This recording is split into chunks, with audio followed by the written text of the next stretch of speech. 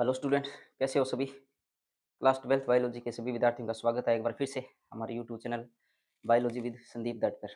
और आपको पता है हमने एक सीरीज शुरू की थी 10 से 13 अध्याय की, जो अंतिम बोर्ड की दृष्टि से, परीक्षा की दृष्टि से सबसे महत्वपूर्ण थ्योरी वाले अध्याय है। सामान्यतः हम इसे नॉर्मली रूप से देखते हैं, लेकिन एक तरह से देखा जाए तो ये भी सबसे ज़्यादा महत्व रखते हैं। हालांकि इनमें बढ़ा चढ़ाकर लिखने वाला होता है, ज़्यादा कुछ समझने वाली नहीं होती, लेकिन थ्योरी जो लिखी जाती है वो समझ में आएगी तभी तो लिखे जाएँगे उसके बारे में, अन्यथा कैसे लिखेंगे? कोई भी शब्द है, कोई भी टॉपिक है।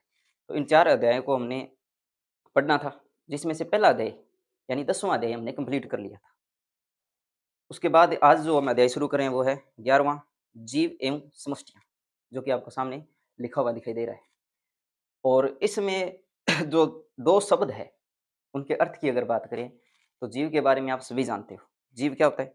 यानी कोई भी सजीव या इस संसार के अंदर कोई भी वस्तु, हम वस्तु तो नहीं कह सकते, वस्तु सामान्यतः निर्जीव के लिए यूज़ किया जाता है। ऑब्जेक्ट कहेंगे कोई भी ऑब्जेक्ट जो सामान्यतः जनन करता है, गति करता है, वृद्धि करता है, परिवर्धन करता है, विसर्जन करता है, उपापचय क्रियाएँ करता है। उन सभी को हम क्या कहते हैं? सामान्यतः सजीव कहते हैं या जीव कहते हैं। अब जो जीव है वो 2 प्रकार के होते हैं, एक होते हैं पेड़-पौधे और दूसरे होते हैं जंतु। पेड़-पौधे के बारे में आप सभी जानते हो और जंतुओं के बारे में भी आप सभी जानते हो। इनका विवरण यहाँ पे न करके आगे बढ़ते हैं। अब इस अध्याय में हम क्या करेंगे? उन सजीवों के संबंध का अध्ययन करेंगे और जो संबंध है वो किसके बारे में अध्ययन करेंगे? तो वो करेंगे उसके पर्यावरण के प्रति अध्ययन। यानी कोई भी सजीव होता है, उसके चारों ओर का जो वातावरण है, उसके बीच में वह कैसी क्रिया करता है, उसका अध्ययन करेंगे। अभी तक आपने जो पीछे अध्याय पढ़े हैं, आनुवंशिकता वाला हो गया, विकास वाला हो गया, या कोई भी जो बायोलॉजी के अंदर पढ़ते आए हो आप, उसके अंदर हम देखते हैं कि जीव के शरीर के आंतरिक क्रिया है, उसके बारे में अध्ययन किया था। 11वीं में भी किया था और 12वीं में भी किया था हमने। इसमें हम क्या करेंगे? जीव के शरीर तथा उसके बाहर के वातावरण के बीच में अध्ययन करेंगे, ठीक है? और यहाँ पे दूसरा जो शब्द है वो है समष्टियाँ। समष्टियाँ यानी पॉपुलेशन। सामान्यतः पॉपुलेशन अगर इंसान की दृष्टि से हम देखें, तो जनसंख्या के रूप में यूज़ करते हैं। लेकिन यहाँ पर पॉपुलेशन का अर्थ वैसा ही है, जनसंख्या के जैसा ही। लेकिन वो जनसंख्या न करके, यहाँ पे हम करेंगे किसी विशेष क्षेत्र के अंदर, किसी निश्चित जाति के जीवों की जो संख्या होती है, उसे हम क्या कहेंगे? समष्टि कहेंगे। जैसे कोई 2 किलोमीटर का क्षेत्र है और वहाँ पे 500 आम के पौधे पाए जाते हैं। तो वो 500 क्या है? आम की समष्टि है। समझ में आ गया? अगर उसी क्षेत्र के अंदर 2 किलोमीटर का एरिया कोई क्षेत्र है और उसमें क्या पाए जा रहे हैं? 50 भालू है, तो वो भालू 50 जो है वो क्या है? समष्टि है उस क्षेत्र की। समझ में आ गया ये शब्द का अर्थ? तो हमें जीव और समष्टि जो है इनके बारे में अध्ययन करने वाले हैं और इनके पारिस्थितिकी अर्थात उसके पर्यावरण शब्द का अर्थ जो होता है, यानी उसके चारों ओर का जो पर्यावरण है उसके बीच में अध्ययन है, उसका अध्ययन करने वाले हैं। तो जो पहला शब्द है वो है पारिस्थितिकी यानी इकोलॉजी। इसमें देखिए परिभाषा सीधी-सी हो जाएगी कि कोई भी सजीव है, उसके चारों ओर का जो पर्यावरण है, उस सजीव और उस पर्यावरण के बीच में जो संबंध स्थापित किया जाता है, या उस संबंध का जो अध्ययन किया जाता है, उसे हम क्या कहते हैं? पारिस्थितिकी कहते हैं। अब ये पारिस्थितिकी या इकोलॉजी जो है वो 2 शब्दों से मिलकर बना है। जो पहला शब्द है वो है इको। इस इको शब्द का अर्थ है पर्यावरण, और लॉजी शब्द आप सभी जानते हो। जिस शब्द के पीछे जीव विज्ञान में लॉजी जुड़ जाता है, उसका अर्थ होता है अध्ययन करना। लॉजी का मतलब क्या है? अध्ययन करना। अब यहाँ पे इको यानी पर्यावरण, और पर्यावरण की परिभाषा भी आप जानते हो, यानी चारों ओर का वातावरण, उसे हम क्या कहते हैं? पर्यावरण कहते हैं। और लॉजी का मतलब होता है अध्ययन करना। जैसे डर्मेटोलॉजी यानी जो चर्म संबंधित अध्ययन किया जाता है इसके अंदर। कार्डियोलॉजी यानी हृदय या कार्डियो से संबंधित इसका अध्ययन किया जाता है। उसी प्रकार यहाँ पे जो है वो है इकोलॉजी, यानी पर्यावरण का जो अध्ययन किया जाएगा इसमें, वो। तो लॉजी का मतलब क्या है यहाँ पे? अध्ययन करना। अब दोनों शब्दों को मिलाकर परिभाषा वही बनती है कि किसी भी जीव के चारों ओर का जो वातावरण है, उसका और उस जीव के संबंध का जो अध्ययन किया जाता है, उसे हम क्या कहते हैं? पारिस्थितिकी कहते हैं। सबसे पहले अगर हम बात करें, तो इस पारिस्थितिकी शब्द को अर्नेस्ट हिक्कल ने दिया था। इस शब्द को हम बात करें, सबसे पहले शब्द किसने दिया था? तो शब्द जो है वो अर्नेस्ट हिक्कल ने दिया था। ये ऑब्जेक्टिव टाइप में प्रश्न पूछे जाते हैं। अर्नेस्ट हिक्कल ने दिया था। हिक्कल, ये वैज्ञानिक का नाम है। इन्होंने क्या किया? सबसे पहले इस इकोलॉजी शब्द को दिया था। ठीक है, समझ में आ गया? इसके बाद आता है कि जो पारिस्थितिकी है, उसके जनक किसे कहते हैं? तो अलेक्जेंडर वॉन हम्बोल्ट जो है, इसको जनक कहा जाता है। अलेक्जेंडर वोन हमबोल्ट, इन्हें क्या कहा जाता है? पारिस्थितिकी का जनक कहा जाता है। समझ में आ गया? जो पारिस्थितिकी शब्द है वो तो किसने दिया? अर्नेस्ट हिक्कल ने दिया था। और पारिस्थितिकी का जनक की अगर बात करें तो अलेक्जेंडर वोन हमबोल्ट को कहा जाता है। नोट्स के अंदर मैंने पूरा लिखा है, किताब में हो सकता है दिया हो और नहीं दिया तो आपके लिए ज्ञान की बात है। और तीसरा, हम बात करें भारत की दृष्टि से, भारत में पारिस्थितिकी का जनक किसे कहा जाता है? तो भारत में है रामदेव मिश्रा। रामदेव मिश्रा, भारत में हम क्या कहते हैं? रामदेव मिश्रा जो एक वैज्ञानिक है, उनको क्या कहा जाता है? इसमें भारत में पारिस्थितिकी का जनक कहा जाता है। उम्मीद है तीनों और इसकी परिभाषा आपको समझ में आ गई होगी।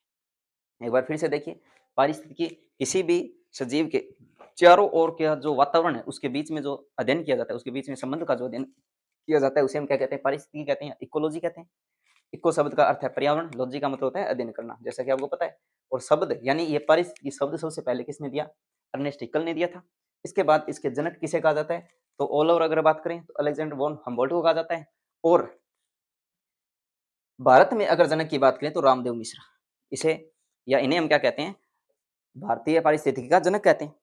इसके बाद जो दूसरा शब्द है वो है समष्टियां। उम्मीद है इतना समझ में आ गया होगा।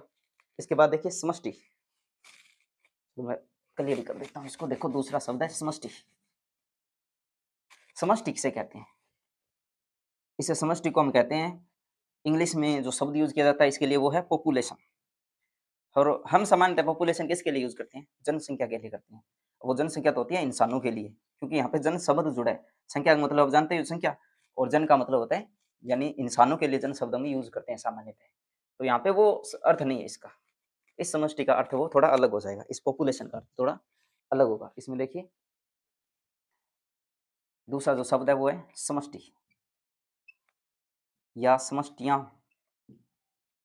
जिसके पास नोट्स है वो निकाल लो, और जिसके पास नोट नहीं है वो एनसीईआरटी निकाल लो। पॉपुलेशन क्या होता है? पॉपुलेशन यानी किसी निश्चित क्षेत्र के अंदर, कोई क्षेत्र है वो निश्चित है, वो निश्चित हो सकता है वो 5 किलोमीटर का हो, वो 10 किलोमीटर का हो, 50 किलोमीटर का हो, कितना भी कोई क्षेत्र वो निश्चित होना चाहिए। निश्चित क्षेत्र के अंदर किसी जीव की या किसी जीव की विशेष जाति की जो संख्या होती है उसे हम क्या कहते हैं? समष्टि कहते हैं। अब जाति क्या होती है आप सभी को पता है। जो उपजाति हम यूज करते हैं हिंदू मुस्लिम के लिए अलग अलग जो, वो नहीं। जाति का विज्ञान की भाषा में शब्द होता है एक जीव विशेष। जैसे हमारी एक ही जाति है मानव जाति, चाहे हम किसी भी देश में रह रहे हो, किसी कोने में रह रहे हो, कितने भी प्रकार का या अलग अलग धर्म हो हमारे, लेकिन सभी की एक ही जाति है, वो है मानव जाति। उसी प्रकार जो कुत्ते होते हैं उनकी जाति एक है कुत्ता। उसी प्रकार मछली, हाथी, घोड़ा, शेर, चीता, ये सभी सजीव है और इनकी क्या है? जो नाम मैं ले रहा हूँ ये जाति है। तो उस जाति की किसी क्षेत्र के अंदर, जैसे 5 किलोमीटर का क्षेत्र है, एक 5 किलोमीटर के क्षेत्र के अंदर कोई विशेष जाति कितनी संख्या में पाई जाती है उसको हम क्या कहते हैं? पॉपुलेशन अथवा समष्टि कहते हैं। समझ में आ गया? परिभाषा देखिए नोट्स के अंदर, किसी विशेष भौगोलिक क्षेत्र के अंदर निश्चित समय में किसी जाति के सदस्यों की जो संख्या होती है उसे हम क्या कहते हैं? पॉपुलेशन या समष्टियां कहते हैं। अगर मैं यहाँ पे बात करता हूँ कोई क्षेत्र है 5 किलोमीटर का एरिया है, ये मान लीजिए 5 किलोमीटर का एरिया है, और इस 5 किलोमीटर एरिया के अंदर 50 बंदर पाए जाते हैं, बंदर ही मान लो आप, 50 बंदर पाए जा रहे हैं। तो ये बंदर क्या है? एक जाति है। बंदर क्या है? जाति है। बंदर जाति है।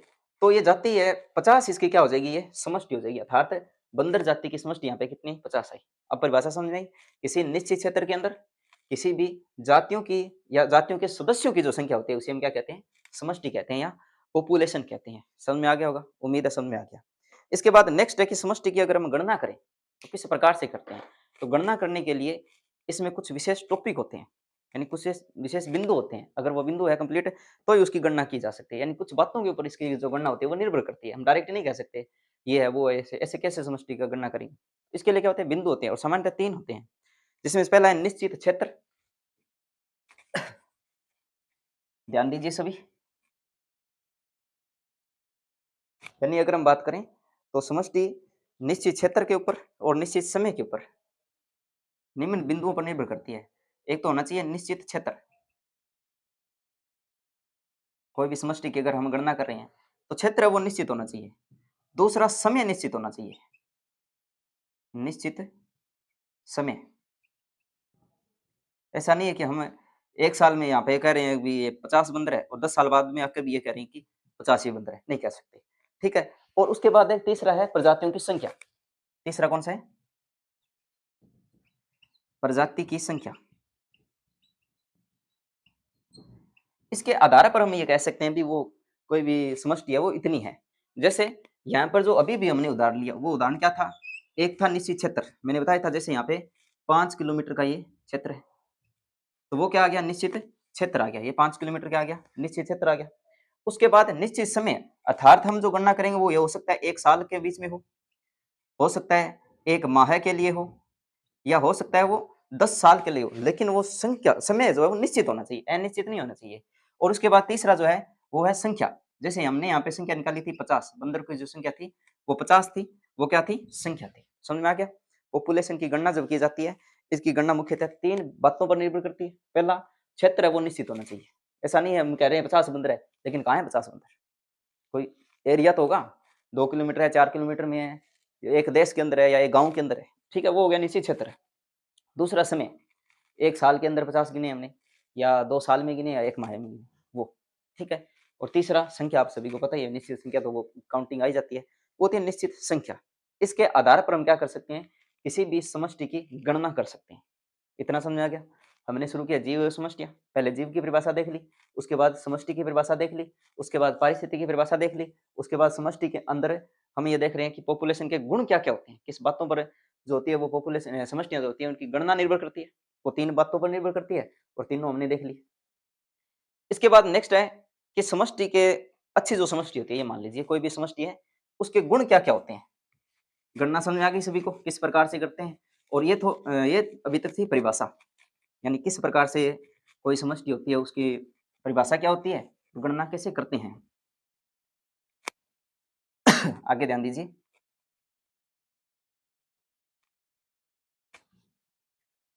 नेक्स्ट जो है, वो है समष्टि के गुण, यानी कोई भी समष्टि है, उसके गुण क्या-क्या हो सकते हैं? अब इन गुणों को हम विवरण से अध्ययन करेंगे, तो थोड़ा-सा यहाँ पे ध्यान देना। अगर कोई भी क्लास में नहीं है, इधर-उधर गए हुए हो, तो वापिस आ जाइए और यहाँ पे ध्यान दीजिए, अभी जो इम्पोर्टेंट टॉपिक है, वो शुरू होने वाला है। तो समष्टि के सामान्य रूप से 4 गुण होते हैं, जिनमें सबसे पहला है जन्म और मृत्यु दर। अगर हम बात करें गुणों की, तो पहला गुण हो जाएगा जन्म दर व मृत्यु दर। परिभाषा अभी बताने वाला हूँ, मृत्यु दर। दूसरा जो गुण है वो हो जाएगा मृत्यु दर। जन्म दर क्या होती है, मृत्यु दर क्या होती है? यानी आप देखते हो कोई भी समष्टि है, कोई भी जीव है, जीव की संख्या को समष्टि कहते हैं। अब वो जन्म भी लेते हैं और मरते भी हैं। अब उनके मरने की संख्या के आधार पर और जन्म लेने की संख्या के आधार पर हम 2 भागों में इसको विभाजित करते हैं, जिनमें से पहला है जन्म दर, जो भी जीव जन्म लेता है, ठीक है? अब जन्म दर की परिभाषा अलग हो जाएगी, जन्म शब्द का मतलब जन्म लेना है, ठीक है? अब दर क्या हो जाएगा, कोई निश्चित समय में और क्षेत्र में हो जाएगा, ठीक है? आगे बढ़ेंगे इसको। उसके बाद मृत्यु दर, वो सेम कंडीशन, कोई भी जीव मरता भी है, तो मरने की जो दर है उसे हम क्या कहेंगे, मृत्यु दर कहेंगे। इसके बाद दूसरा है लिंगानुपात। अब आपको पता है कोई भी सजीव सामान्यतः है, उसके अंदर 2 जीव या 2 भागों में विभाजित होते हैं जीव। चाहे कोई भी जाति है, उसकी जाति के जीवों को अगर वर्गीकरण की अगर बात करें, तो हम 2 भागों में विभाजित करते हैं और वो 2 वर्गीकरण है, जो 2 भाग है वर्गीकरण, वो लिंग के आधार पर करते हैं, इसलिए इसे हम क्या कहते हैं, लिंगानुपात कहते हैं। आपने भी देखा होगा मानव के अंदर महिला और पुरुष और अन्य सभी जीवों के अंदर स्त्रीलिंग, पुल्लिंग के रूप में हम विभाजित करते हैं। जैसे गाय और बैल हो गया, नर और मादा, विज्ञान की भाषा में हम कहते हैं इसे नर और मादा। समझ में आ गया? पेड़-पौधों के अंदर सूक्ष्म जीवों से लेकर वृहद विशालकाय जीवों तक सभी के अंदर हम क्या करते हैं, लिंग के आधार पर जीवों के अंदर 2 विभाजन करते हैं, जिन्हें हम क्या कहते हैं, नर व मादा, नर व मादा। अब इनकी संख्या भी इम्पोर्टेंट निर्भर करती है, क्योंकि हम जब क्षेत्र में हम देख रहे थे 50 बंदर देखे थे हमने, 50 बंदर जब देखे थे उस क्षेत्र के अंदर, क्या सारे के सारे नर थे? नहीं थे। या सारी की सारी मादाएँ थी? नहीं थी। हमने क्या किया, इन दोनों की तुलना की, अनुपात देखा, यानी नर कितने थे और मादा कितनी थी। इनका जो अनुपात होता है उसे हम क्या कहते हैं, लिंगानुपात कहते हैं। अर्थात समष्टि की कोई भी संख्या जो होती है, इनके ऊपर भी क्या करती है, निर्भर करती है। पहला जन्म दर मृत्यु दर हो गया और उसके बाद लिंगानुपात। ये समष्टि के गुणों में अध्ययन कर रहे हैं हम। विवरण आगे पढ़ने वाले हैं, अभी एक बार हेडिंग लगा रहा हूं मैं। तीसरा जो है वो है समष्टि का घनत्व। समष्टि का घनत्व, और घनत्व से मतलब है कि किसी क्षेत्र के अंदर कितनी संख्या में कोई समष्टि पाई जा रही है। ये घनत्व का मतलब आप जानते हो ना, पास-पास स्थित है, दूर-दूर स्थित है, उसको घनत्व कहते हैं। यानी कोई निश्चित क्षेत्र है, ये अपने मान लीजिए कोई 5 किलोमीटर का जो क्षेत्र था, अब क्या 50 बंदर सारे एक क्षेत्र यहाँ पे पाए जाएँगे या अलग-अलग इस प्रकार से बिखरे हुए पाए जाएँगे। उसको क्या कहा जाता है? घनत्व कहा जाता है। समझ में आ गया घनत्व? और तीसरा जो है वो है आयु अनुपात, सॉरी चौथा, चौथा जो है वो है आयु अनुपात। और ये सबसे मुख्य है। आपको पता है कोई भी जीव है, उसको अगर हम देखते हैं तो किस आधार पर देखते हैं? हमारे मनुष्यों के उदाहरण लेते हैं तो मनुष्यों को हम किस प्रकार से हम देखते हैं? तो हम देखते हैं कोई बच्चा है, कोई वयस्क है यानी जो ठीक-ठाक है, कहते हैं हम जवान है आपकी तरह, और कोई बुजुर्ग, वृद्ध है, यानी बड़ा है, बुजुर्ग है। तो उन्होंने क्या किया? हमने जो वर्गीकरण किया वो किस आधार पर किया? उनमें आयु के आधार पर किया। उसी प्रकार विज्ञान भी क्या करती है? आयु के आधार पर वर्गीकरण करेगी, लेकिन ये नहीं करेगी जन्म वो छोटे और बड़े जो आयु के आधार पर हम जो कर रहे हैं, बच्चे, बुजुर्ग, वृद्ध, ये नहीं करेंगे। यहाँ पे जो आयु के आधार पर वर्गीकरण हम करेंगे या आयु का अनुपात जब देखेंगे, तो वो देखेंगे हम जन्म के आधार पर, जनन के आधार पर। यानी जनन कौन कर पा रहा है, कौन जनन नहीं कर पा रहा है, कौन जो है वो जनन करने योग्य हो जाएगा बाद में, या कौन है जो जनन करके बंद हो चुका है। इस आधार पर हम क्या करेंगे, इनका वर्गीकरण करने वाले हैं। तो ये 4 क्या होने चाहिए? समष्टि के गुण होने चाहिए। यानी किस प्रकार से कोई समष्टि है, उसके गुण की अगर बात करें, प्रश्न आता है सीधा-सीधा समष्टि के गुण लिखिए। पहले आ जाएगा समष्टि की परिभाषा क्या होती है, उसके बाद आता है समष्टि के क्या गुण होने चाहिए। या ये ना देकर आपको केवल इतना कह दिया जाए, समष्टि के गुणों में जन्म दर को समझाइए या मृत्यु दर को समझाइए, लिंगानुपात को समझाइए और समष्टि का घनत्व या आयु अनुपात को समझाइए। कोई 2 बताइए या समष्टि के 2 गुणों का वर्गीकरण कीजिए या वर्णन कीजिए। तो मेरे अनुसार ये सारा समझ में आ गया होगा। अभी इनको हम क्या करें, पूरा विस्तार से पढ़ रहे हैं। समझ में आ गया? तो 4 गुण मैंने लिखा है समष्टि का, उन्हीं को हम क्या करें, पूरा वर्गीकरण विस्तार से देख रहे हैं भी क्या होता है जन्म दर, क्या होती है मृत्यु दर, क्या होता है लिंगानुपात, क्या होता है आयु अनुपात, देख रहे हैं। चलो, तो सबसे पहले मैं शुरू कर रहा हूँ जन्म दर और मृत्यु दर।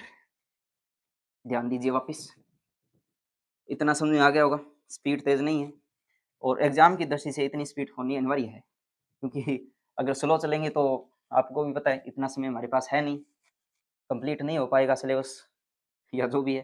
कंप्लीट आपको पता है कि सारे 14 चैप्टर 13 चैप्टर है वो तो नहीं कर पाएंगे, लेकिन जो सीरीज हमने शुरू की है 4 अध्याय वाली वो कंप्लीट करना अनिवार्य है, और वो भी इसी जनवरी माह में, क्योंकि फरवरी में तो एग्जाम है। रिवीजन कब करोगे, समझना भी है। और हर समय आप किताब कॉपी या वीडियो लेके थोड़ी बैठे रहोगे, कुछ मतलब प्रैक्टिस भी तो है, टेस्ट सीरीज भी है, टेस्ट देना है, प्री बोर्ड भी देना है, सारा कुछ करना है। तो इसी बीच में चलो वापस शुरू करते हैं हम ज़्यादा देरी न करते हुए। जन्म दर, इनको बोला जाता है birth rate and death rate. Birth rate और डेथ रेट यानी जन्म दर और मृत्यु दर, DET, सॉरी स्पेलिंग मिस्टेक है थोड़ी सी, कई बार क्या वर्ड की वजह से पूरी स्पेलिंग ही खराब हो जाती है, उसका अर्थ या मीनिंग खराब हो जाता है। चलो सो देखिए वापिस, हम क्या पढ़ें, जन्म दर, ठीक है। तो जन्म दर क्या होता है? किसी निश्चित क्षेत्र के अंदर और किसी निश्चित समय में, ध्यान दीजिए वापिस परिभाषा की ओर, किसी निश्चित क्षेत्र के अंदर और किसी निश्चित समय के अंदर कोई भी जाति के जो जीव है, वो जो जन्म लेते हैं, उन जन्म लेने वाले नए जीवों की जो संख्या होती है, उसे हम क्या कहते हैं, जन्म दर कहते हैं। समझ आ गया? देखो परिभाषा मैंने क्या लिखा है यहाँ पे, किसी निश्चित क्षेत्र में नए जन्मे बच्चों का कुल संख्या के साथ अनुपात, उसे हम क्या कहते हैं, जन्म दर कहते हैं। अब मैं ये बता रहा हूँ कि कोई निश्चित क्षेत्र है, उसी में निश्चित समय है। निश्चित समय के अंदर कोई भी जाति है, जाति में कोई भी आ सकती है। मैंने बताया था जाति अलग-अलग प्रकार की, मनुष्य जाति भी हो सकती है, वो भालू, ऊँट, गधा, घोड़ा कुछ भी हो सकता है, या पेड़-पौधे भी आ सकते हैं उसमें शामिल। तो उनमें जो होता है नया जीव, नवजात बच्चे जो पैदा हुए हैं, वो कितनी संख्या में है, उसे हम क्या कहते हैं, जन्म कहते हैं। अब यहाँ पे शब्द है दर, एक बात याद रखना, मैथ में भी आपने पढ़ा होगा, दर का मतलब होता है बट्टा, यानी भाग देना। तो यहाँ पे हम भाग देंगे, किससे भाग देंगे, जो कुल संख्या होती है उससे भाग देंगे। तो अब परिभाषा इसकी थोड़ी चेंज और हो जाएगी। तो देखो जन्म की परिभाषा समझ में आ गई कि कोई बच्चा जन्म ले रहा है, उसको जन्म कह रहे हैं। अब दर अगर बात करेंगे तो कुल संख्या के अंदर, या हम बात करें समष्टि की संख्या, समष्टि की संख्या, और यहाँ पे नए जन्मे बच्चों की संख्या, जन्म लेने वाले जो नए जन्म है, नए जन्म नवजात रूप में जन्म जो ले रहे हैं शिशु है, उनकी संख्या, उनके अनुपात को हम क्या कहते हैं, जन्म दर कहते हैं। समझ में आ गया? उनके अनुपात को हम क्या कहते हैं, जन्म दर कहते हैं। अब इसको उदाहरण से समझ लीजिए। मान लीजिए जो मैंने क्षेत्र बनाया था उस क्षेत्र के अंदर 50 थे बंदर थे। लेकिन वो बंदर जो 50 थे वो तो थे 2024 के अंदर। कब थे वो? 2024 के अंदर। अब जब हमने 1 साल के बाद दोबारा इसकी गणना की, जब हम दोबारा गणना करते हैं अर्थात 2025 के अंदर जब हमने गणना की, तो वहाँ पे बंदरों की जो संख्या आई वो आई 25। कितनी आई? 25 और नए बंदर आए अर्थात टोटल अगर संख्या बात 75 आई है मान लीजिए। टोटल जो संख्या आई वो आई 75। कितने? 75। अब हमने देखा कि 2024 के अंदर तो थे ये 50 और 2025 के अंदर कितने हो गए? 75 हो गए। इसका मतलब क्या हुआ? किसी ने जन्म लिया है, नया जन्म लिया है।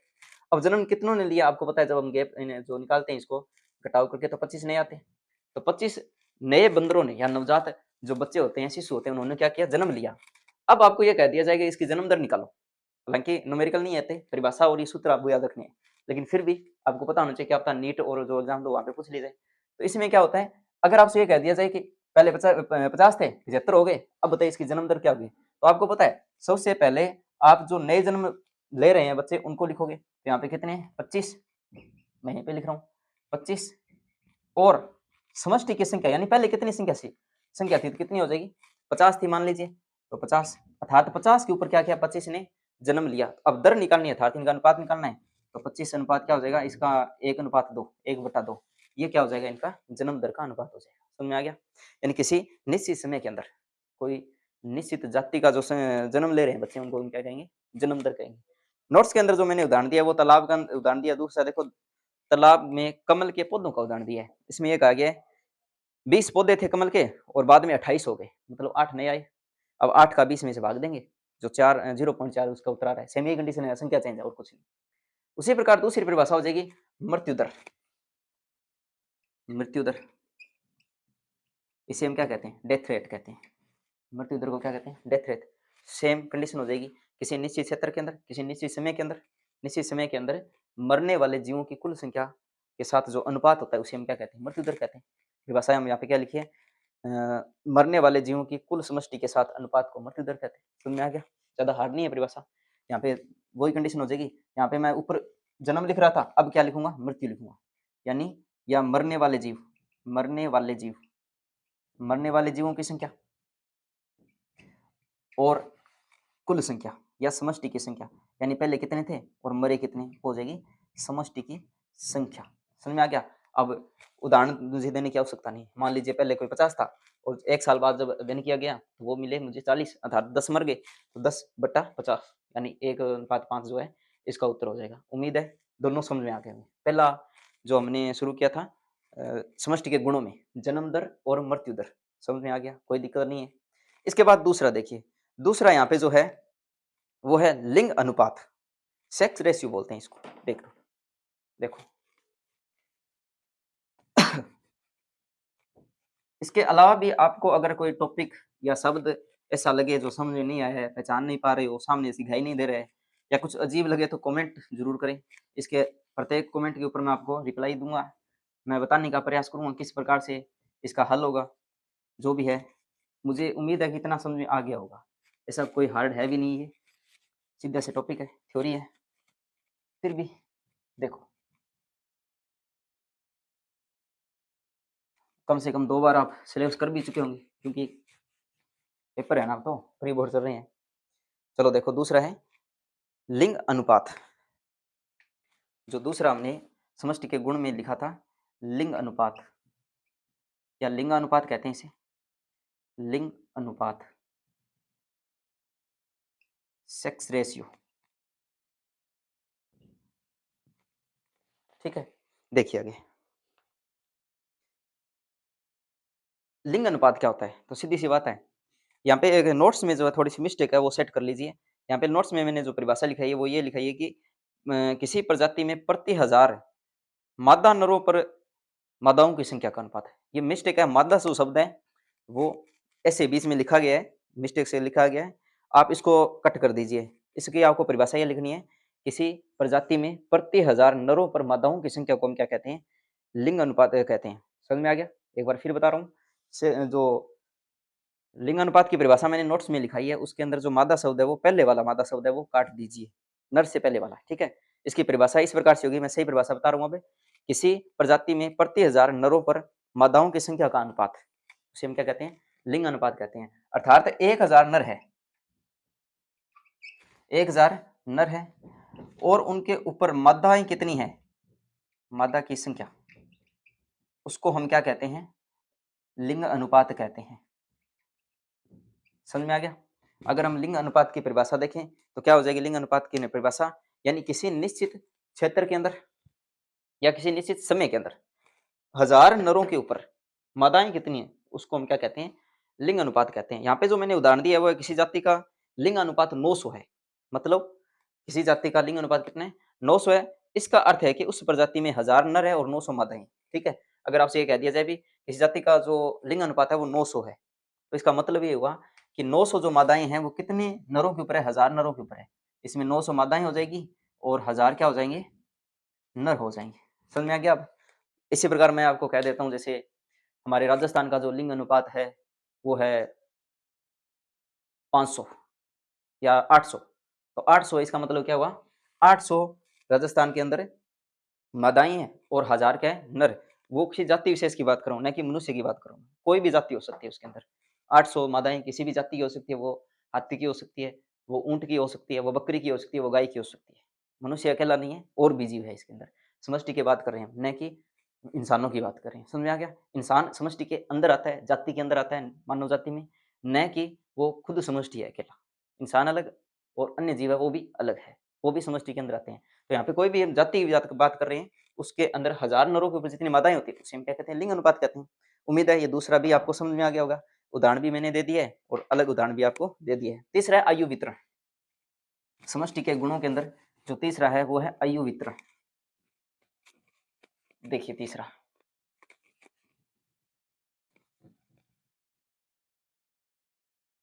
स्पीड को थोड़ा तेज रखना पड़ेगा क्योंकि इतना टाइम भी नहीं है और समय। ठीक है, आयु वितरण तीसरा। उम्मीद है पहले दोनों आपको समझ में आ गए होंगे। आयु वितरण ये थोड़ा सा इंपॉर्टेंट है। एज डिस्ट्रीब्यूशन इसको बोलते हैं, आयु वितरण। तो देखिए किसी नियत समय पर हम अगर समष्टि की गणना करते हैं, किसी जीवों की गणना करते हैं, तो उसकी आयु का गणना करते हैं, अलग अलग प्रकार से करते हैं। और मैंने कहा था कि हमें विज्ञान के क्षेत्र के अंदर अगर बात करें तो वहां पे आयु का वितरण हम करते हैं जन्म के आधार पर। किसी के आधार पर करेंगे, हम जन्म के आधार पर करेंगे। और जन्म के आधार पर जो आयु है इसको 3 भागों में विभाजित किया गया है। आयु कितने भागों में विभाजित किया गया है, 3 भागों में विभाजित किया गया है। कितने भाग है इसके, 3 भाग। कौन कौन से हैं देखो। अब पहला तो वो हो जाएगा जीव जो जनन पूर्व अवस्था में होता है। इसके अंदर हम ए को लिखेंगे, इसके ए जनन पूर्व अवस्था। दूसरी जो हो जाएगी वो है जनन क्षम अवस्था, अर्थात वह जीव जो जनन करने योग्य है, जनन क्षम अवस्था। और तीसरी जो हो जाएगी वो पश्य जनन, या इसको पश्य प्रजननी आयुष में कह सकते हैं, हम पश्य जननी कहेंगे। ठीक है, पश्य जनन अवस्था। यहाँ पे अवस्था शब्द मैंने ऐड किया है, नोट्स के अंदर मैंने आयु समूह लिखा है। एक ही बात है, आयु समूह या अवस्था। ठीक है, अवस्था। अब जीवों के अंदर 3 प्रकार की अवस्थाएं पाई जाती है। कोई भी सजीव हो उसके जीवन के अंदर 3 अवस्थाएं तो आती है। पहली अवस्था जब वह जन्म लेता है, तो जन्म लेते ही आपको पता है वो जनन करने योग्य नहीं होता। देखो कोई भी मनुष्य का उदाहरण लेते हैं, जो भी शिशु जन्म लिया है वो कम से कम 12-13 साल के बाद जनन करने योग्य माना जाता है। हमें भी पता है इस चीज का। तो वो जो बच्चा है वो जनन करने योग्य नहीं है, उस अवस्था को हम क्या कहेंगे, जनन पूर्व अवस्था। समझ में आ गया। यानी वह अवस्था जिसमें कोई भी सजीव जनन नहीं कर सकता। कुत्तों, बिल्ली या कोई भी हम उठा लें, कुत्तों के अंदर क्या होता है, पिल्ले होते हैं, छोटे छोटे होते हैं। गलियों में देखे होंगे आपने, छोटे छोटे घूमते फिरते हैं, वो जनन करने योग्य नहीं होते। गाय भैंस, घर में जो भी गाय बछड़ा आपने देखा होगा, भैंस का जो बच्चा होता है आप देखते हो, वो जन्म लेते ही जनन करने योग्य नहीं होते। उसी प्रकार इस संसार के अंदर जितने भी सजीव हैं, वो एक एज होती है, जन्म लेने के बाद एक अवस्था आती है, उसके बाद ही वो क्या करते हैं, जनन करते हैं। उससे पहले वो जनन नहीं कर पाते, उनके अंदर वो गुण नहीं होते। तो उनको बोला जाता है जनन पूर्व अवस्था या पूर्व प्रजननी आयु समूह। ये भी लिख लो आप, फिर कहोगे हमने अलग शब्द लिखा दिया। इसका मतलब ये है पूर्व प्रजननी अवस्था, पूर्व प्रजननी अवस्था। इसका अर्थ भी यही है, पूर्व प्रजननी आयु समूह है। इन सब दोनों शब्दों का अर्थ एक ही है, जनन पूर्व मान लो या पूर्व प्रजननी मान लो, इन दोनों का अर्थ एक ही है कि वह अवस्था किसी जीव के अंदर जो जनन करने योग्य आने से पहले होती है, यानी जनन नहीं कर पाते वो, उसे हम क्या कहते हैं? पूर्व प्रजननी आयु समूह कहते हैं। यहाँ पे प्री रिप्रोडक्टिव इसको इंग्लिश में कहते हैं। इसके बाद दूसरा है जनन क्षम अवस्था, यानी वह अवस्था जिसमें जीव जनन करने योग्य हो जाता है। जैसे मनुष्य में बात करें तो 13-14 साल के बाद सारे जो युवा होते हैं, वो जनन करने योग्य हो जाते हैं। कम से कम 40-45 की आयु तक, 50 की आयु तक जनन करने योग्य होती है। उसी प्रकार हर जीव के अंदर अलग-अलग जो आयु का समूह होता है, वो अलग-अलग होता है। कइयों में 10 वर्ष के, कइयों में 15 वर्ष के, कइयों में 1 वर्ष का, क्योंकि वो जीवनकाल भी अलग-अलग होता है ना। जो वार्षिक पौधे होते हैं, गेहूँ, चना, मटर, इनका 1 वर्ष का ही होता है जीवनकाल। तो वो 1 वर्ष के अंदर ही 2-3 माह में पहले जनन करने योग्य नहीं होते, बाद में होते हैं। तो वो अलग-अलग जीवों का जो जीवन काल होता है उसमें उसके अनुसार अलग-अलग होता है। इसके अंदर क्या होता है, इस आयु के समूह में जो जीव होता है वो जनन करने योग्य होता है या जनन करता है, ठीक है? यानी जो जनन कर सकते हैं उसे हम क्या कहेंगे? जननक्षम अवस्था या जननक्षम आयु समूह कहेंगे। अर्थात ये क्या करेंगे? जनन करने योग्य होते हैं। इसके बाद तीसरा जो होता है पश्चात जनन अवस्था, अर्थात आप जानते हो कि एक अवस्था ऐसी आती है, पहले जन्म होता है, पूर्व प्रजनन अवस्था, फिर थोड़ा बड़ा होता है वो, कोई भी सजीव, वो जनन करने योग्य हो जाता है, उसे हम बोलेंगे जनन समायु अवस्था। उसके बाद वो कुछ साल, कुछ समय जीवित रहता है, मतलब मरता तो फिर भी नहीं है, जीवित तो रहेगा, लेकिन उसमें परिवर्तन आते हैं। फिर वो बुजुर्ग हो जाता है, वृद्ध हो जाता है, बुड्ढा बोलते हैं अपनी भाषा में से। वो उस समय जनन नहीं कर पाता या उसके अंदर कोई जनन करने योग्य जो हार्मोन है वो कम स्रावित होते हैं, वो गर्भाशय के धारण नहीं कर पाता, महिलाएँ जो होती है उनके अंदर या किसी न किसी प्रकार से क्या होती है, कमियाँ या अवगुण पैदा हो जाते हैं, तो वो जनन नहीं कर पाता। उस अवस्था को हम क्या कहेंगे? पश्चात जनन अवस्था, अर्थात जनन के बाद की अवस्था। पश्चात का मतलब होता है बाद, पूर्व का मतलब होता है पहले। तो जन्म पूर्व अवस्था यानी जो जनन करने से पहले की अवस्था होती है, पश्चात जनन अवस्था यानी जनन करने के बाद की अवस्था, और जनन क्षम यानी वह अवस्था जिसमें कोई जीव जनन कर रहा है या जाति का कोई सदस्य है, वो क्या कर रहे हैं? जनन कर रहा है, उसे हम क्या करेंगे? जनन क्षम अवस्था कहते हैं। अर्थात यहाँ पे क्या लिखा है मैंने नोट्स के अंदर? जनन के बाद की अवस्था। जनन करना इसमें जीव होता है वो बंद कर चुके होते हैं। उम्मीद है इतना सारा समझ में आ गया होगा। किसको पढ़ रहे हैं हम? आयु वितरण को पढ़ रहे हैं। तो विज्ञान की भाषा में आयु का जो वितरण है, जनन के आधार पर 3 भागों में किया जाता है। पहले वो जीव या वह जीवों की आयु जिसके अंदर जीव जनन करने से पहले की अवस्था में होता है। यहाँ पे कोई भी जनन किसी प्रकार का जनन नहीं कर सकता, वो ना लैंगिक जनन करेगा, ना अलैंगिक जनन करेगा। दूसरा जननक्षम अवस्था है, यहाँ पर क्या करेगा कोई जीव है वो जनन करने योग्य हो जाएगा, इस अवस्था में वो क्या करेगा? वो जनन करेगा। तीसरा जनन करने की बाद की अवस्था है, वहाँ पर वो जनन करना बंद कर देगा, वहाँ पे कोई जनन नहीं होगा और एक समय के बाद उसकी मृत्यु हो जाएगी। इनके आधार पर हम क्या करते हैं?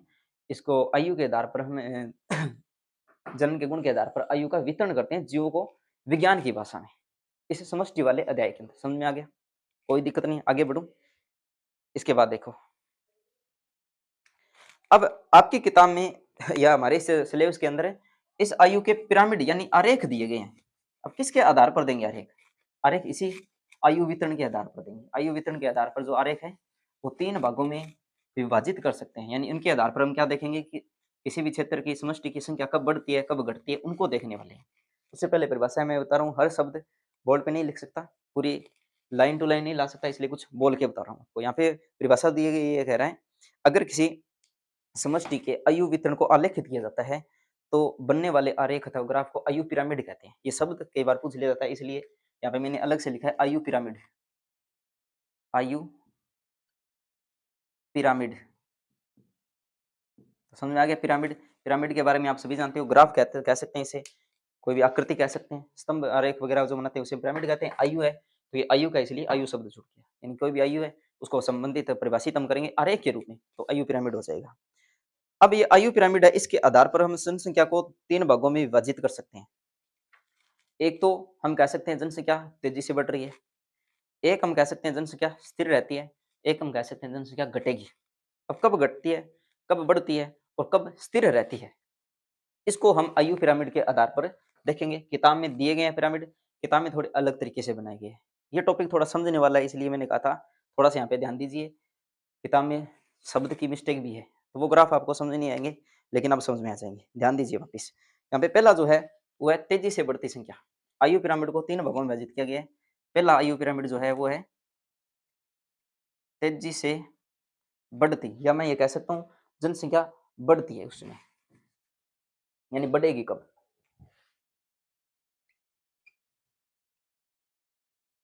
तेजी से बढ़ती समष्टि, यहाँ पे समष्टि यानी जनसंख्या। समष्टि कब तेजी से बढ़ती है? मैं एक बार जो आयु वेतन के 3 भाग थे उसको एक कोने में बना रहा हूँ। पहला था जनन पूर्व आयु समूह है, ये जनन है, जनन पूर्व आयु समूह है। इसको मैं लिख रहा हूँ वो इस प्रकार से, यानी यह वह अवस्था है जिसमें जनन नहीं कर पाते। उसके बाद जनन क्षम, यानी ये क्या करेंगे, जो जनन है वो करने योग्य हो जाएंगे। अब इसको इस प्रकार से दर्शा रहा हूँ मैं, समझ में आ गया? किताब में मैंने डायरेक्ट जो नोट्स है उसमें मैंने डायरेक्ट तरीके से दर्शाया है। अब इसमें इसलिए दर्शा सकते हैं क्योंकि वो तो कहीं भी प्रकार से हम कर सकते हैं चित्रकारी, लेकिन यहाँ पे नहीं कर सकते। इसको मैं थोड़ा अलग लूँगा। एक तीसरा खाना जो है वो है जनन पश्चात जनन अवस्था, यानी जनन के बाद की जो अवस्था है उसे हम क्या कहेंगे, पश्चात जनन अवस्था कहेंगे। अब इसको किस प्रकार से दर्शा रहा हूँ मैं, ध्यान देना थोड़ा सा। इसको मैं ऐसे दर्शा रहा हूँ, इस प्रकार से क्रॉस करके, ये मान, यानी ये जनन नहीं कर पाएंगे। अब इन तीनों के आधार पर ये कह रहा है कि हमें किस प्रकार से, ये पिरामिड के आधार पर दर्शाइए कि जो तेजी से समष्टि अगर बढ़ रही है, जनसंख्या अगर बढ़ेगी तो पिरामिड में कैसे दर्शाएंगे, इनके आधार पर ये पूछा गया किताब में सीधा। अब हम दिमाग भी लगाओ ना, कब बढ़ेगी जनसंख्या। इससे पहले एक उदाहरण देता हूँ आपको। मान लीजिए किसी घर के अंदर पैसे लाने वाले, कमाने वाले हैं, वो 2 व्यक्ति है, ठीक है, और उनके बुजुर्ग थे, माता पिता थे, वो कमा के चले गए। अब वो कमाने योग्य नहीं है, अर्थात वो जनन करने योग्य नहीं है, पश्चात जन्म अवस्था आ गई उनके अंदर, तो वो तो कमा नहीं रहे, वो तो बैठे चुपचाप। अब जो कमाने वाले हैं वो 2, यानी जननक्षम, मतलब वो जो कमा रहे हैं, एक बार से पैसे की बात करना है इसमें, वो पैसे लेके आ रहे हैं, कमा रहे हैं। उसके बाद पूर्व जनन, यानी वो जो कभी जनन करेंगे, अर्थात वहां पे अगर अब परिवार की अगर बात करें तो वो संतति, उन 2 जो कमा रहे हैं, माता पिता कमा रहे हैं, उनकी संतति जो आगे जाके कमाने वाली है। अब अगर उनकी संख्या ज़्यादा है, मतलब इनकम ज़्यादा कब होगी ये बताओ? कब होगी? अगर जो कमा रहे हैं और आगे आने वाले हैं कमाने वाले, वो ज़्यादा कमाएँगे तभी तो इनकम होगी। तो जिनकी संख्या ज़्यादा होगी, यानी 2 कमाने वाले हैं माता-पिता और उनकी संतति है, या लड़के, मान लो 4 लड़के हैं और चारों लड़के कमाएँगे या नहीं कमाएँगे? अब उन दोनों से ज़्यादा ही कमाएँगे 4, तो वो ज़्यादा हैं तभी तो वो कमाएँगे, ज़्यादा कमाएँगे। तो जो आय है उसकी क्या होगी, यानी रुपए हैं वो आने वाले समय में बढ़ेंगे या घटेंगे? बढ़ेंगे, सीधी-सी बात है। उसको यहाँ पे अप्लाई करो उस उदाहरण को। इसमें क्या कह रहा है कि मान लीजिए ग्राफ में ऊपर-नीचे जन्म पूर्व को सबसे नीचे दर्शाया गया है। सबसे पहले इस प्रकार से जन्म पूर्व सफ़ेद है, उसको मैंने नीचे दर्शाया ऐसे। इसकी संख्या अगर सबसे ज़्यादा होती है, ठीक है? ये क्या है? जनन पूर्व। थोड़ा-सा ध्यान लगाना, कुछ भी नहीं है। अगर 2 गुना स्पीड कर रखा है तो एक बार थोड़ी कम कर लो इसको। उसके बाद दूसरा है जो जनन कर रहे हैं, अर्थात मैं इसको इस प्रकार से दर्शा रहा हूँ। ये डबल कर रहा हूँ मैं, ठीक है? ग्राफ वहाँ पे भी डबल बताएँगे। ये डबल है। और इसके बाद तीसरा है जो जनन नहीं कर रहे हैं। ये मान लीजिए इस प्रकार से क्रॉस से दर्शाया गया है इसको। समझ में आ गया? हाँ, इधर ध्यान दीजिए। अब मैं तीनों नाम लिख रहा हूँ दोबारा। ये पता चल गया कौन-सी है? कौन-सी हो जाएगी? सफ़ेद वाली जनन पूर्व, मैं शॉर्ट में लिख रहा हूँ पूर्व। ये जनन क्षम, अर्थात जनन करने योग्य, और ये जनन पश्य, अर्थात जनन के बाद की अवस्था। समझ में आ गया? नोट्स में ध्यान से देखिए, ये डायग्राम बनाया मैंने।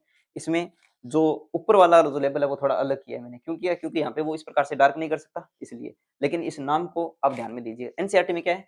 ये जो नाम है सामने लिखे हुए हैं वो मिस्टेक है, प्लस एक और क्या है, इसमें बीच में इस प्रकार से लाइन खींच दी और कोई फर्क नहीं है एनसीईआरटी में। ये डायग्राम है लेकिन बीच में लाइन खींच दी तो बीच में ऐसा लग रहा है दोनों तरफ दिशा में जा रहा है, वो नहीं जा रहा है, ऐसा उसका अर्थ ये है केवल।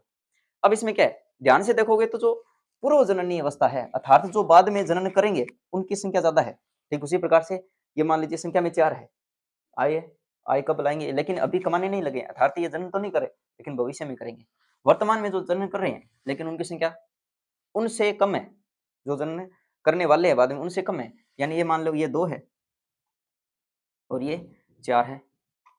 ये क्या है? 2 है और ये 4 है। इतना समझ में आ गया? अब उसके बाद पश्य जन्म, इसका कोई रोल नहीं है, ये मान सकते हैं इनकी संख्या कम हो ज़्यादा क्योंकि ये तो करके चले गए। अब इसका क्या है? मेन जो है इन दोनों के ऊपर निर्भर करेगा। अब ये देख लो, अभी है वो जनन कर रहे हैं 2 और उसके बाद है वो जनन करेंगे 4। उदाहरण लिए मैंने, अभी है वो जनन कर रहे हैं 2 और बाद में आने वाले हैं वो जनन करेंगे संख्या में वो 4। तो बताइए जनसंख्या बढ़ेगी या घटेगी? बढ़ेगी, सीधी-सी बात है। तो ये पहला जो ग्राफ है वो ये दर्शा रहा है जनसंख्या तेजी से कब बढ़ेगी, समष्टि कब बढ़ेगी, ठीक है? कब बढ़ती है? इसके अंदर जनन पूर्व जीवों की जब संख्या ज़्यादा हो समष्टि में और जनन सब जीवों की संख्या वो कम होती है, उस समय समष्टि की जो संख्या है वो बढ़ेगी। समझ में आ गया समष्टि की संख्या कब बढ़ेगी? पहला ग्राफ पूरा समझ में आ गया होगा। इसके अंदर क्या बताया? केवल इतना बताया कि संख्या कब बढ़ेगी? इन तीनों के आधार पर। कब बढ़ती है? जब जनन पूर्व जीवों की संख्या ज़्यादा होती है, जनन क्षम की कम हो। इस प्रकार से जब आरेख बनता है, उसके अंदर समष्टि की संख्या है वो बढ़ती है। कोई दिक्कत नहीं है, समझ में आ गया पहला? इसके बाद देखिए दूसरा।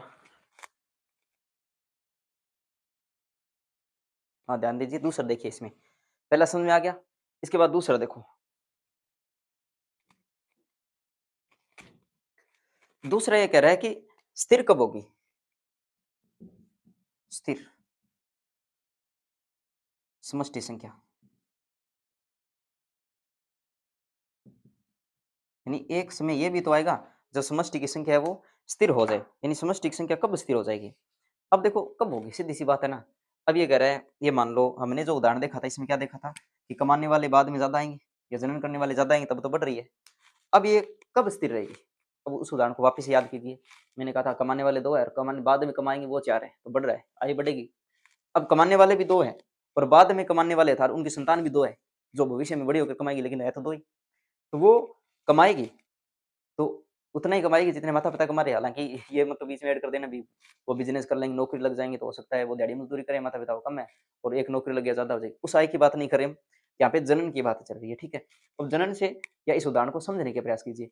यहाँ पे क्या है, दोनों की संख्या बराबर हो गई, यानी 2 कमाने वाले हैं, वो मर जाएँगे या नहीं नहीं कमाएँगे तो बाद में आगे वाले आएँगे, वो भी तो 2 ही है। तो संख्या बराबर रहेगी, तो संख्या क्या है, बढ़ेगी नहीं। समष्टि की जनसंख्या नहीं बढ़ेगी, स्थिर रहेगी उस कंडीशन के अंदर। तो आपको ग्राफ बता रहा है अभी कैसा रहेगा, तो इसमें क्या रहेगा, जनन पूर्व और जनन सम दोनों का जो आरेख है वो बराबर बिल्कुल बराबर रहेंगे, कम ज़्यादा नहीं होंगे। तब क्या होगी? समष्टि की संख्या क्या हो जाएगी? स्थिर रहेगी। मैं इसको इस प्रकार से दर्शा रहा हूँ यहाँ पे देखो। सबसे पहले कौन-सा है? जनन पूर्व, जनन पूर्व हो गया। इसके बाद दूसरा, इसके जितना ही रहेगा क्योंकि जितने अब जनन कर रहे हैं, उतने बाद में क्या हो जाएँगे? जनन करने योग्य हो जाएँगे। ये हो जाएगा पश्य अवस्था। ये कौन-सी अवस्था हो जाएगी? सॉरी जनन क्षम अवस्था, क्षम हो जाएगी। और इसके बाद तीसरी, ये कम ज़्यादा कितने भी हो, मैंने कहा था इससे ज़्यादा कोई फ़र्क नहीं पड़ने वाला, लेकिन आपको ये लिख लेना है। ये तीसरा है, ये तो अब चले गए, उसकी क्या है, ये पश्य की अवस्था है। दिखाई दे रहा है सभी को? अब इस प्रकार के ग्राफ में देखो जनन करने वाले और जनन पूर्व दोनों की जो संख्या जब बराबर हो जाती है, इसमें क्या रहेगी, समष्टि की संख्या हमेशा स स स्थिर रहेगी। इसमें कम ज़्यादा नहीं होगी। क्यों नहीं होगी? क्योंकि अभी हो सकता है कि यहाँ पे ये जो जनन कर रहे हैं वो ये मान लो 1 साल के अंदर 10 बच्चों को पैदा कर रहे हैं। और बाद में जब इनकी मृत्यु हो जाएगी, ये उतनी संख्या में जितनी संख्या में ये है, तो बाद में ये भी क्या करेंगे, जब इसका स्थान ले लेंगे तो ही 1 साल में 10 ही पैदा करेंगे। तो वहाँ पे संख्या बढ़ेगी नहीं, स्थिर रहेगी यथार्थ। अब 100 है, बाद में भी 10-10 आएँगे 1 साल तो 100 ही रहेगी। हो सकता है ऊपर वाली मरेगी भी तो। तो जो स्थिर रहेगी जनसंख्या बढ़ेगी नहीं, स्थिर रहेगी। समझ में आ गया? अब तीसरा, जो जनसंख्या घटेगी कब? समष्टि है, वो घटेगी कब? इसको हम तीसरा जो लिखा गया वो है घटती समष्टि। घटती समष्टि। कोई इंग्लिश मीडियम का है क्या? इंग्लिश के लिए अगर इसको बात करेंगे तो स्टैनरी ऑफ स्टेबल पॉपुलेशन हो जाएगा, स्थिर जो स्टेबल है और बढ़ेगी तो इसके लिए इंक्रीज़ हो जाएगा और घटेगी इसके लिए हो जाएगा डिक्लिनिंग पॉपुलेशन मतलब घट रही है। ठीक है, अब देखिए आगे नेक्स्ट इसमें क्या हो जाएगा कि सीधी-सी बात है जो घटेगी कब? हो सकता है जो जनन करने योग्य थे पहले, तो जिन्हें हम क्या कहेंगे पश्य जनन। पश्य जनन की जो संख्या है, वो कितनी भी रहे, इससे ज़्यादा फ़र्क नहीं पड़ेगा, मैं बता रहा हूँ ये तो जनन करके चल चुके हैं, जा चुके हैं। ये तो ऊपर-ऊपर लिखेंगे हम पश्य जनन वाले। अब इसमें जनन जो कर रहे हैं, उनकी संख्या ज़्यादा हो जाएगी। ये जनन करने वाले हैं, इसकी संख्या क्या है? ज़्यादा है। समझ में आ गया? ये है जनन करने वाले, इनकी संख्या क्या है? ज़्यादा है, इसको बोलेंगे हम जननक्षम बोलेंगे। इनकी संख्या ज़्यादा है और बाद में जो आएँगे, जो बाद में जनन करने योग्य होंगे, पूर्व प्रजननी अवस्था,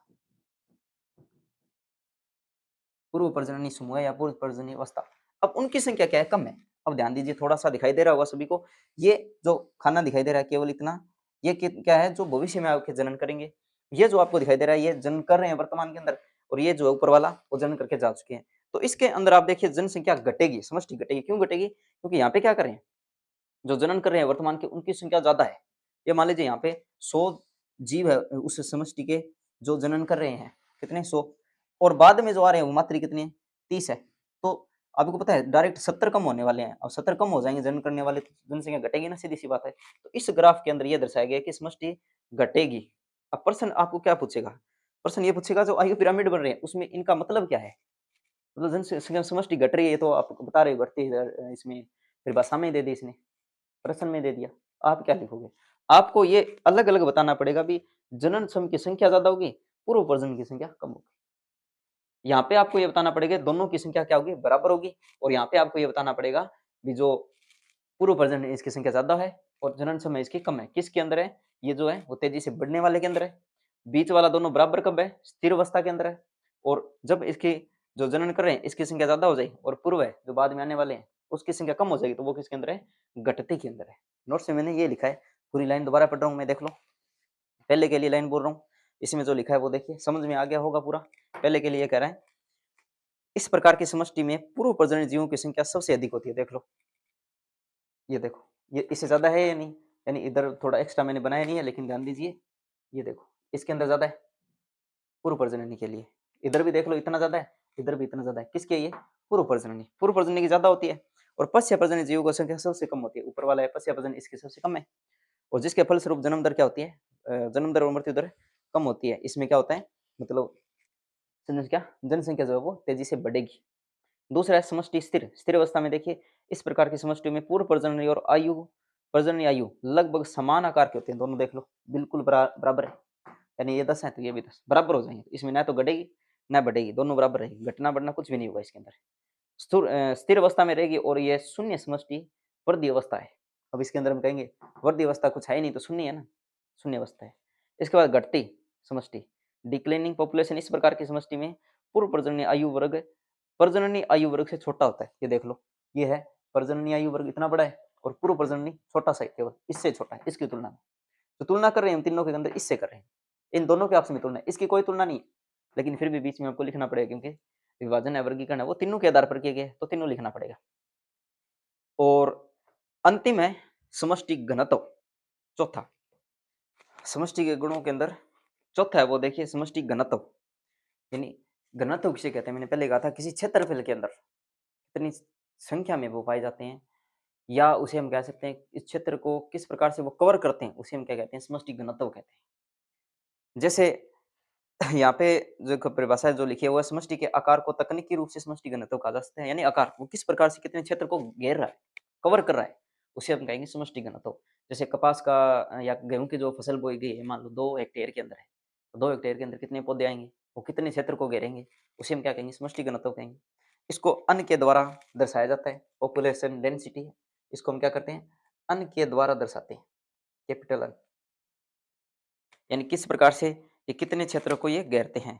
अब कहेंगे क्या, परिभाषा क्या हो जाएगी कि किसी निश्चित क्षेत्रफल के अंदर, कोई भी निश्चित क्षेत्रफल है, इस निश्चित क्षेत्रफल के अंदर जो जीवों की कुल संख्या है, अब जीव आपको पता है एक जाति विशेष के होंगे, जीव की संख्या किसी निश्चित क्षेत्र के अंदर उस जीव की कितनी संख्या है, उसे हम क्या कहेंगे? समष्टि घनत्व कहेंगे, या पॉपुलेशन डेंसिटी कहेंगे। उम्मीद है समझ में आ गया होगा इतना। इसको एक उदाहरण और दिया गया है कि कैनोपी, जो बरगद का पेड़ है, कैनोपी का मतलब क्या होता है? कितने क्षेत्र को घेरा है, उसके द्वारा जो कुल क्षेत्र घेरा गया है उसे कैनोपी कहते हैं। कि उसको थोड़ा अलग रखा गया है, उसे हम नहीं कहेंगे। अब हालाँकि देखो क्यों कहा गया है, पहले परिभाषा समझ में आ गई होगी पूरी, कि किसी क्षेत्रफल को कितनी संख्या में कोई जीव है वो किस क्षेत्रफल को घेरते हैं, किस क्षेत्रफल को, उसको हम क्या कहते हैं? समष्टि घनत्व कहते हैं। जैसे मैंने बताया था गेहूँ के पौधे हैं, 500 पौधे हैं, और वो 50 सेंटीमीटर के क्षेत्र को घेर रहे हैं। या 50 मीटर के क्षेत्र को घेर रहे हैं, तो 50 मीटर के अंदर वो 50 पौधे, वो क्या हो गया, उसका समष्टि घनत्व हो गया। समझ में आ गया? अब ये कह रहा है कि एक पीपल या बरगद का कैनोपी पेड़ है, कैनोपी पेड़ कौन-सा होता है? जो इस प्रकार से होता है, जो विशालकाय क्षेत्र को घेरता है, उसे हम क्या कहते हैं? कैनोपी कहते हैं। ये क्या है? पीपल का या बरगद का कैनोपी पेड़ है और उसके नीचे इस प्रकार से गजरी घास जानते हो या गाजर के पौधे मान लो इस प्रकार से छोटे-छोटे होते हैं, वो गाजर के पौधे हो सकते हैं 200 और पीपल का जो पेड़ है या जो बरगद का पेड़ है वो कितना है? केवल 1 है। 200 और 1 है। समझ में आ गया? अब ये कह रहा है कि 200 गाजर के घास के यानी पौधे हैं और पीपल का जो कैनोपी पेड़ है, कैनोपी का मैंने बता दिया कितने क्षेत्र को घेरा है, वो केवल और केवल कितना है? 1 है। तो इसको यह कहना उचित नहीं होगा कि यहाँ पे जो क्षेत्र है, समष्टि घनत्व है वो इनका ज़्यादा है। क्योंकि ऊपर परिभाषा क्या करी है? परिभाषा तो ये करी है कि किसी क्षेत्रफल के अंदर जीवों की संख्या कितनी? अब यहाँ पे क्षेत्रफल में जीवों की संख्या की बात करें तो यहाँ पे और यहाँ पे क्षेत्रफल तो देखते हैं तो थोड़ा-सा ही होता है, लेकिन संख्या तो इसकी ज़्यादा होगी। यहाँ पे समष्टि घनत्व ये पूछ लिया जाए ज़्यादा किसकी है? तो इस सूत्र के अनुसार तो उत्तर आना चाहिए 200 ज़्यादा है। लेकिन यहाँ पर हम ये कहेंगे कि जो समष्टि घनत्व है वो इस पीपल के बरगद की या जो बरगद का जो पेड़ है इसका समष्टि घनत्व ज़्यादा है। क्यों कहेंगे? क्योंकि ये देखो क्षेत्रफल है अकेला लेकिन कितना गहरा है? ये तो थोड़ा सा क्षेत्र गहरे हैं 200 होने के बावजूद भी। लेकिन ये कैनोपी है तो वो पूरा इधर भी गहरा है, इधर का भी क्षेत्र है, इसके पीछे और आगे मतलब टोटल उससे ज़्यादा कई गुना ज़्यादा क्षेत्रफल गहरा है क्योंकि यहाँ पे दूसरा शब्द है क्षेत्रफल। तो इसके आधार पर क्या हो जाएगा? यहाँ पे पीपल अथवा ये जो बरगद का पेड़ है इसका जो क्षेत्रफल है या समष्टि घनत्व है वो ज़्यादा है। समझ में आ गया क्या? यहाँ पे क्या होगा इसका क्षेत्रफल कम है इसीलिए समष्टि घनत्व भी इसका कम होगा। परिभाषा क्या हो जाएगी इसकी? दोबारा सुन लो। किसी सामान्य रूप से समष्टि घनत्व को कुल संख्या के रूप में परिभाषित किया जाता है। किसी निश्चित इकाई क्षेत्र में जीवों की कुल संख्या को समष्टि घनत्व कहते हैं।